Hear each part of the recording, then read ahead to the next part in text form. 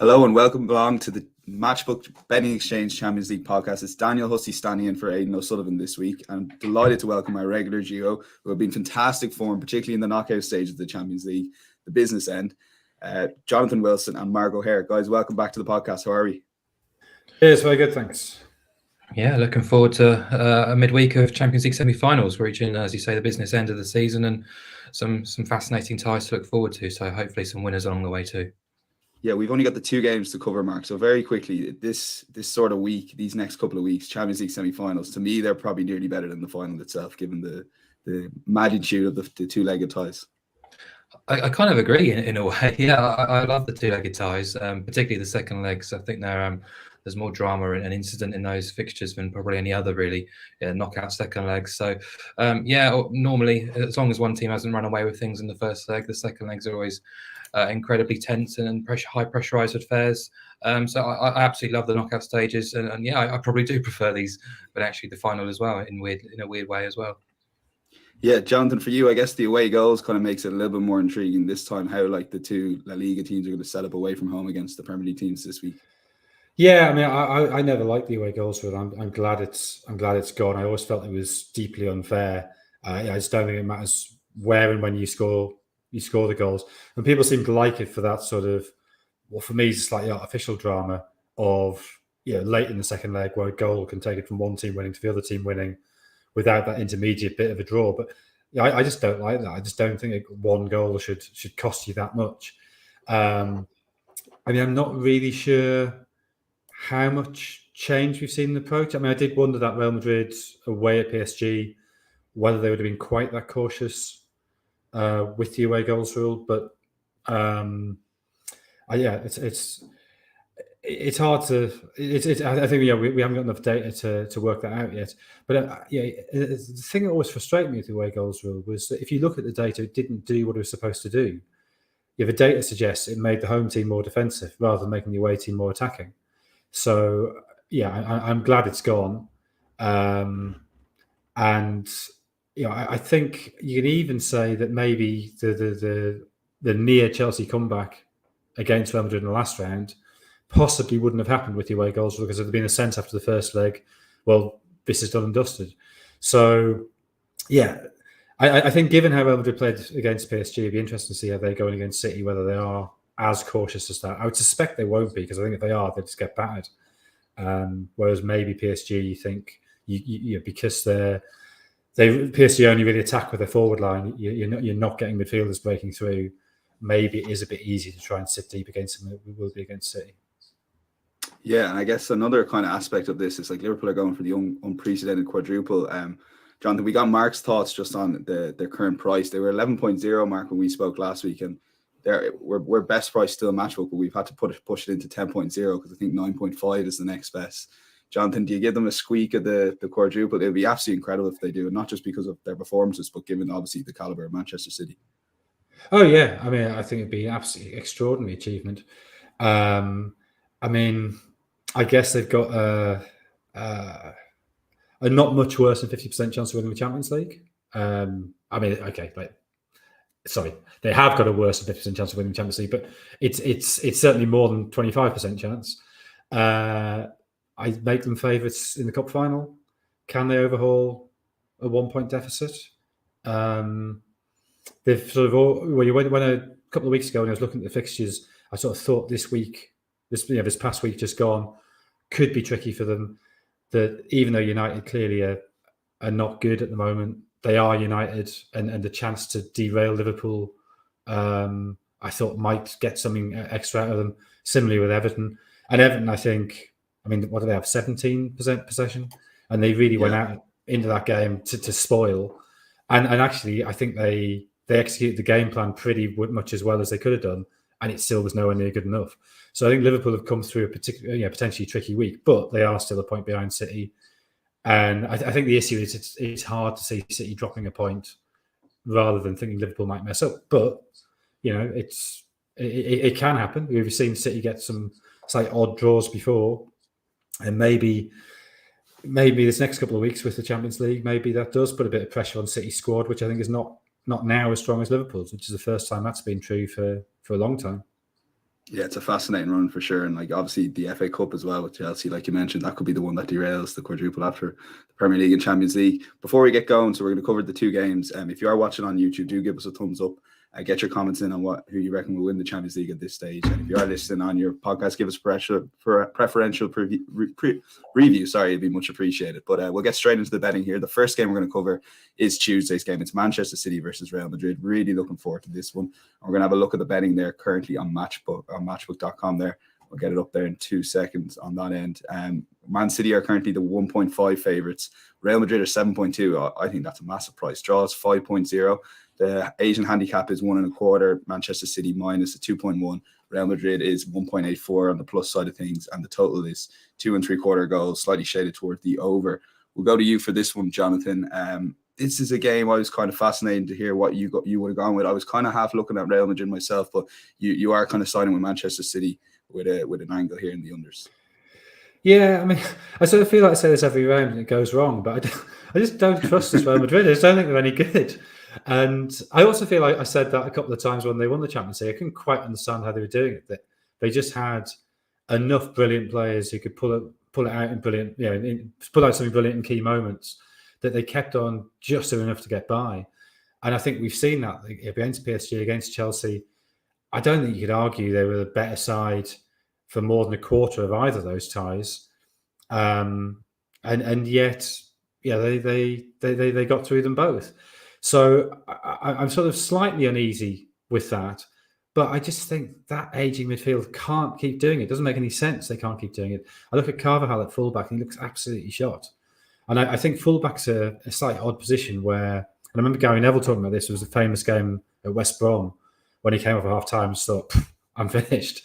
That when your legs go, they go. And I think Carvalhal's have gone. And I assuming it's Foden playing on the left for City, I think he could absolutely make hay down that side. You think back to the game season before last with that tie, and although it was 2-1 on each leg to City, they were really dominant. The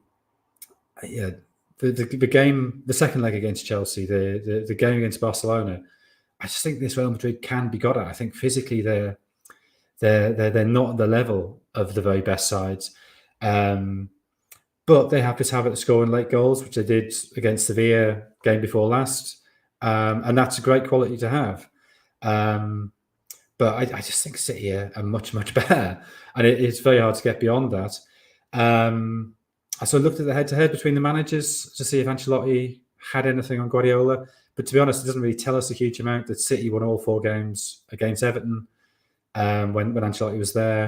There was obviously the semi-final back in 2014 when Real Madrid beat Bayern 1-0 in Madrid, 4-0 in Munich. And that second leg, famously when Guardiola sort of changed his plans and let the players dictate the approach, and they went quite gung-ho and ended up getting picked off on the break. I just think the dynamic's totally different now. I just don't think this game is remotely similar to that. So, I find it very hard to see Real Madrid winning this, but I sort of find it very hard to see them beating Chelsea either. I think as well, the last round for City, less the second leg than the first leg, I thought was incredibly mature performance against Atletico. The fact they had the patience, they just kept grinding away till the opportunity came.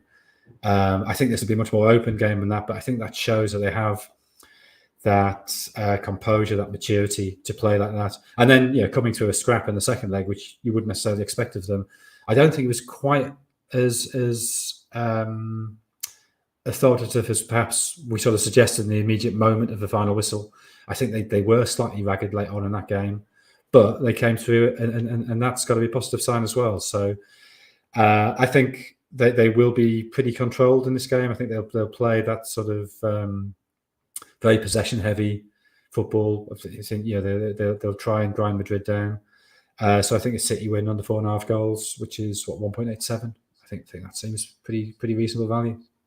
Yeah, Mark, for you, I guess mentioning that Atletico game, what came to mind to me straight away when Jonathan was talking about it was I thought John Stones and Kyle Walker were both immense, if not probably City's 2 best players, maybe in those last 10, 15 minutes when they needed to be. But of course, they're both injury outs here, which could kind of swing the tie. Yeah, Kyle Walker in particular, but I think Pep Guardiola as well needs to be sort of considered too, considering what he's done so in the past. And if Walker and Stones do both miss out, they missed out at the weekend, then that will require a bit of a reshuffle defensively. And I do expect Stones to be fit and available. By the sounds of it, the medical team said he was reasonably close to play against Watford, but they just decided to, didn't need to push him in for that game. And Walker probably would be the major doubt. But if you do have someone like Nathan Ake or Laporte or Stones filling in the fullback positions, that would be a slight concern, because João Cancelo is suspended here as well. So they will require some sort of change up defensively. But I think you can look at City's price at 1.5 and think they look really short. But when you compare it to who they've also played so far this season, they were evens at home to Liverpool, which would be their biggest price of the season. They went off at 1.67 against Chelsea and 1.43 at home to Man United. So Real Madrid are kind of being pitched in somewhere between the two, Chelsea and United. And I think that's probably fair. It's very difficult to kind of compare and contrast, but Chelsea were favs against Real Madrid. I just think the Premier League is a level above La Liga these days. And Man City, understandably, are rated quite a lot higher than Real Madrid right now. And we've seen, as Jonathan says, in those two recent ties for Real Madrid, they were the worst. They were second best in 3/4 of both, really. And but you do have to kind of add a little bit of respect to them, just because there is so much experience in that team. There is so much know-how, trust, and there is ability still. They've got a full squad available. And when you see the team on paper, it's still pretty good in terms of 11. Modric is playing like he's 10 years younger. I think Valverde's legs and energy gives that midfielder a massive helping hand. I expect him to play. And up front, Benzema is in the form of his life, and Vinicius on the break is a danger. And Courtois is probably one of the best goalkeepers in the world right now too. So, they are capable, but I just think they'll be very mindful and respectful. They're meeting the best team rated on the planet right now in Man City. I don't think we'll see quite as a defensive approach as we saw in Paris, but something similar to possibly the second half at Stamford Bridge. Not quite Atletico standards at the Etihad either, but just a realisation that they have to try and stay in this tie. They will stay compact. They will be difficult to play through, and they will look to counter with Vinicius on the break and hopefully get Benzema into the game in forward areas. But the goal expectancy here has been set at 3, which I think is a touch high for the first leg of a Champions League semi-final. So I think getting City on side alongside Anunda's angle, it might be a shade of odds on, but I think it's a healthy boost considering it covers a range of all the correct score favourites, really. 1-0, 2-0, 3-0, 4-0, 2-1 and 3-1. It's just also a slight bit of respect for Madrid. I don't think they get blown away, and just adding that kind of unders angle just boosts the price quite nicely, really. And I didn't think they would be a match for Chelsea. I kind of wrote them off before the competition outright before that tie. Don't want to completely revise my opinion just because they're in the semi-finals now, but I'm probably not quite as negative on them as Jonathan. But at the same point, you can't sort of revise your opinions because they got to the Champions League semi-finals based on those 4 performances, which were, they were second best for the majority of those. Now they're playing City, which is a step above those two opponents too. So, happy to be pro City. And so that currently at Liverpool, the City and unders is 1.84. Jonathan, before we move off, very quickly, both of you touch on Pep Roulette a small bit. Do you think sometimes Pep gets an easy ride in terms of when he gets these big game decisions wrong? Like if Jose Mourinho back in the day got them wrong, it would be he just got them wrong, whereas Pep, it's almost he overthought it. He was unlucky. Do you think there's a small bit of that? Not really. I mean, I think you could equally make the case the other way that because we've sort of got used to him doing it, we now look out for it. I know from somebody at Chelsea that when they saw an hour before kickoff, hour and 10 minutes before kickoff, when the team news came through, they said, well, suddenly there's this sort of boost. They were like, "What's he done? Like they haven't got a holding midfielder. This is great." And I think if opponents sort of off the record are admitting that, then that is a serious issue. I mean, Guardiola, when this was brought up before the last game in the Champions League, he sort of laughed it off and said, look at all the big games I've been involved in. Look at how many I've won, and that's also a fair point. His method is to look at the opponent, to go into it in great detail, to work out specific plans for specific games. And when it works, we don't really talk about it or think about it. The problem is that in a handful of high-profile games, so the final last year, the game against Lyon, Was that the season before that, or 2 seasons before that? Then the game against Liverpool in 2018 when he played that sort of very odd four-man midfield with Gundogan wide left. Yeah, they really stand out as being, that's an odd formation. How is that going to work? And when it doesn't, then I think you have to be critical. But we're dealing with sort of very minor blemishes on an incredibly successful coach, and I think it's testament to how successful he's been, how successful we expect him to be, that it feels like failure that he's only won 2 Champions Leagues. There's only 3 managers in history who've ever won more than that. So I'm pretty sure he'll win that third at some point, and he'll pull level with Paisley and Ancelotti and Zidane. It is a bit weird that it hasn't happened for 10 years, but you sort of think it's got to happen soon. And he's still quite young. He's only just turned 50, hasn't he? So he's younger than Ten Hag. And United are bringing in Ten Hag as being this sort of great new young force. Guardiola's not. I know there's like his age and the sort of football age, and because he's been in the job for longer and he's got the accumulated sort of wear and tear of 15 years in the game, for 14 years in the game as a manager. It's at the very highest level. Probably he is in sort of some football sense older than Ten Hag, but he could keep managing for if he goes on as long as Roy Hodgson, for 20 odd years, and then I'm pretty sure if he's managing in 20 odd years, he'll win another Champions League in that time. So I don't know. I think we have been critical. I think we're right to be critical. I think also it's right to temper that criticism with an awareness of the context that what he's doing is extraordinary. Yeah, I'm fascinated how that plays out with Pep, to be fair. But we'll move on to the Liverpool game. But it's City and under 4.5 goals. The guys are locking that in at 1.84. Both of them in agreement there. So yeah, on to Anfield for the second game on Wednesday night, 8 p.m. kickoff. 1.3 is the current betting on Liverpool. Villarreal are 13.0. That's a big price for a Champions League semi-final. Draw available at 6.2. The Asian handicap line has Liverpool as the 1 3/4 head start at 2.06. Or sorry, Villarreal getting that head start at 1.85. And the overs is available at 3.0. And coin flip there 1.94. And those margins will get tighter as they go along before kickoff on matchbook.com. I'll go to you on this one, Mark. You were kind of saying off air that Villarreal could be potentially overpriced here, but at the same time, it's so hard to go against this Liverpool team at Anfield, and even a lot of things went wrong in that first half against Everton, and they still managed to come through. Yeah, summed it up quite well there. I think Villarreal, a big price. The goal expectancy here is quite high as well. It's 3.1, and it's a Champions League semi-final first leg involving Unai Emery. I wouldn't be too keen on backing the overs there, and requiring 4 goals or more to get paid out. So Liverpool very strong favourites as you'd expect, but the Asian handicap is close to being 2, which again I don't want to call it disrespectful. That might be being a little bit too harsh on Liverpool and too kind on Villarreal, but it is quite hefty for as we say a Final Four game. But Liverpool, we've talked them up all season across every major trophy they've been in. It's a European night at Anfield. You expect them to deliver in these circumstances. I'm just not expecting them to blow Villarreal away, and I'd rather focus on Villarreal's efforts against Bayern rather than Juve. Juve are a fading force, or have been, and Bayern aren't anywhere close to probably the same level they were rated by the market throughout the season, but they're a better yardstick still. And Villarreal did allow 45 shots across the 2 legs. Now, they did only concede 3 expected goals. But what was quite interesting is the XG per shot came in at 0.07 on average. And they only gave away 1 big chance, which was basically where an attacker is realistically expected to have a goal-scoring opportunity. So 25 of those 45 shots were from outside the box, and Munich just mustered 1.12 XG from open play in the second leg when chasing. So, fantastically well set up Villarreal defensive performance in Munich. They exploited Bayern's weaknesses as well. Tactically superb, defensively strong.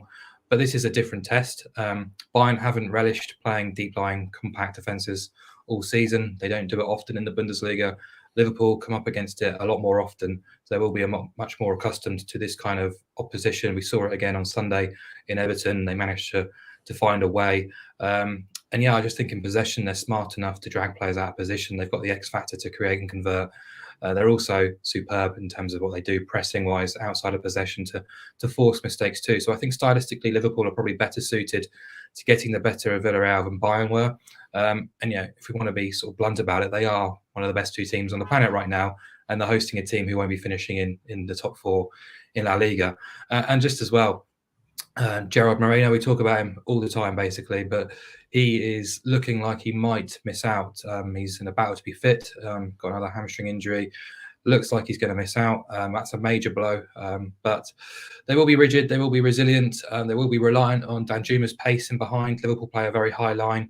They have got an insanely successful offside trap, but I'm sure that will be something that Emery will be looking at to try and exploit in transitions. But yeah, I keep going back to that goal line. It feels too high to me at 3, considering the magnitude of the match, considering Villarreal, and I don't expect them to be exactly going gung-ho against Liverpool either. So, and just on the flip side too, Liverpool have got a very busy schedule. This game's on Wednesday. They face Newcastle again on Saturday. They've come through some really tough ties and big matches in recent weeks too. I know they've got a fantastic squad able to cope, but that's something to bear in mind. Villarreal have had a free weekend after the Copa del Rey. So, yeah, I don't expect Liverpool to run riot here, and I just think odds against on them to win the match and under 3.5 goals, 2.25-ish. And I've not even mentioned the defence, which has been absolutely wonderful in 2022, conceding very, very few goals, giving very few clear-cut opportunities away as well. So, yeah, it's hard to be against Liverpool, but I just kind of trying to give Villarreal a little bit of respect by believing they can keep it competitive and stay in this tie going back to Spain. Yeah, it's an interesting duo there. Jonathan, for you, Villarreal, are they disrespected a small bit, like Mark said? Like I know they've had a couple of wins, which might make these stats a tad better, but like they're 9 points off second, even though they are 7th in the league. So like they're not a million miles away from being the second best team in Spain here. Are they slightly disrespected by the market, like Mark says? I don't know. When I first saw they were 13s, I was sort of, that feels long. But then I was sort of like, do I fancy backing with a 2-goal start? No, I still don't. So that would suggest the market's about right. And I think as well, both the Juve game and the Bayern game, they got it absolutely right in terms of thwarting the opponent. And against Bayern particularly, it was very obvious what their policy was going forward. Danjuma, so it's sort of 4-4-2, but Danjuma making those sort of breaks to the left, which is sort of balanced out by having Coquelin sort of sitting behind him on the left of midfield, whereas Lo Celso's more aggressive on the right side of the 4-4-2. So you sort of think, well, yeah, Danjuma getting in behind Trent Alexander-Arnold, that does feel like a thing that could happen. But then you thought, well, how are they going to have the time to measure the passes? So that's what Liverpool do so well, that they can play that high offside line, but their press is so good that it's very, very difficult for opponents to measure that kind of pass. And when it does go wrong, as against Real Madrid last season, it looks really awful. But it hasn't been going wrong this season. And I think the great thing with Liverpool, and why this is probably Klopp's best Liverpool, is they can score against you in all kinds of ways. So they've got the basic thing. They can press you, win the ball back out of the pitch, hit you in transition. Yeah, we know they can do that. They've always done that under Klopp. They're brilliant at that. But they've got Thiago, and Thiago, fit, which he wasn't last season, and picking those passes through very tight areas. Salah, when he's in form, which maybe he's not quite, he can beat 2 or 3 men in the run. But they're also really good from set plays now. Kanate scored in his last 3 games from set plays. You have 2 against Benfica in the last round. So you think, well, even if Villarreal do sit deep, even if they do close down the space, even if there's nowhere for Thiago to pick holes, they will concede free kicks and they will concede corners.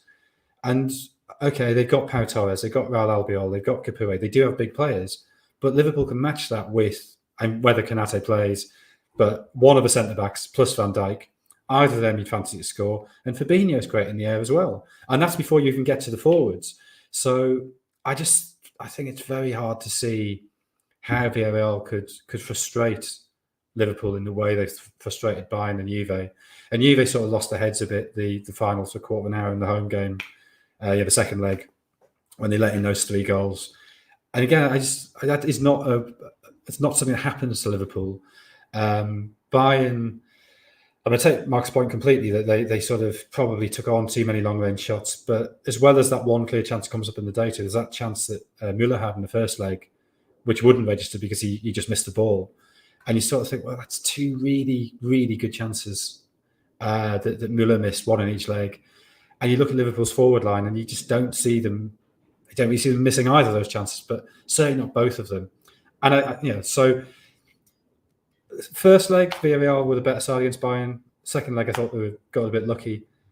I just think Liverpool are another level from Bayern, and therefore we'll get lots of chances both legs. It probably helps them having the home leg first.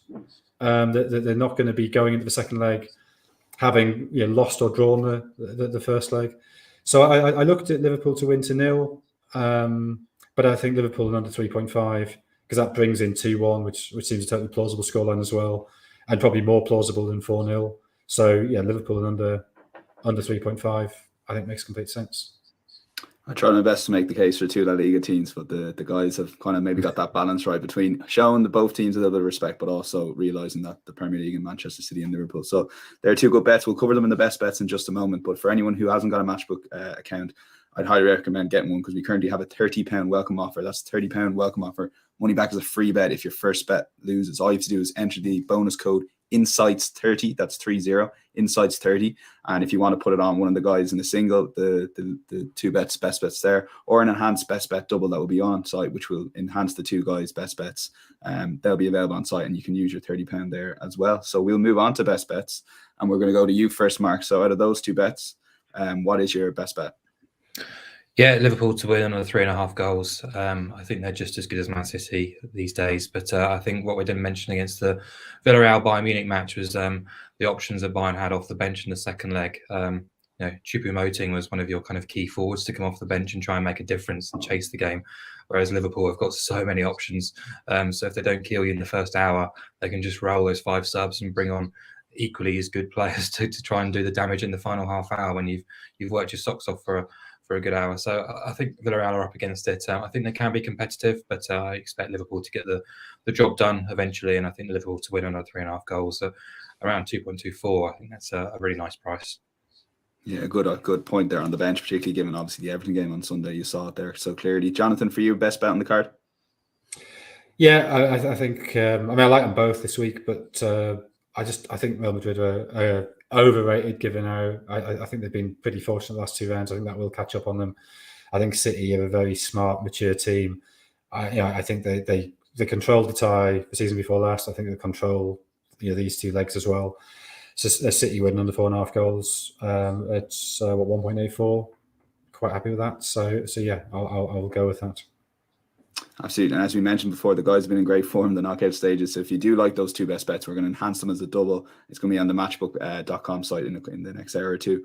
And if you do see that price better anywhere else, give me a message at Daniel Hussey 2 on Twitter, or contact the teammatchbook.com and Twitter account, and we'll get them topped up, guys. Jonathan, Mark, thanks a million for coming on the podcast. The guys will be back next week to cover the second legs. Really enjoy the matches if you're watching them. And we'll be back there with a regular football pod on Thursday with Mark and Adrian. But for now, enjoy the football, take care, and we'll chat to you then later in the week.